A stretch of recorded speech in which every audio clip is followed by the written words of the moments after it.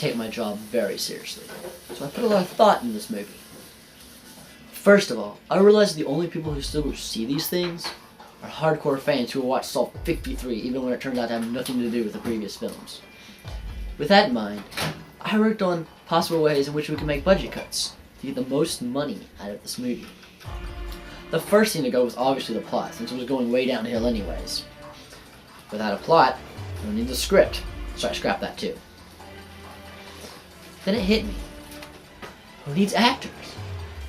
In this movie, nobody really cares what happens to them anyways, so I fired them all. The thing that each previous Saw movie had in common was ridiculous amounts of blood. So I decided we could focus this episode on that. The final cut I made was moving all the blood in the whole movie to one solitary scene and cutting the other scenes. Why bother with a 2-hour movie in this crazy lifestyle where everyone's moving around so fast? Of course not.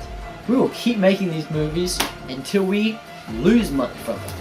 And as I mentioned before, with the fans that we have, that won't ever happen. Remember Saw 53 that I mentioned earlier? Well, that is coming out in about 2 years, if we stay on schedule.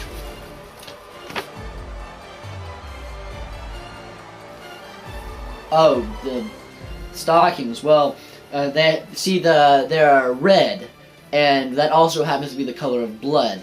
And well, I mean, not saying that I have a vampire type craze for blood or anything like that. I'm just oh, dang it! Oh gosh, skipping. No, that's the dumbest idea I've ever heard. We're already working on the 41 movies in between the two.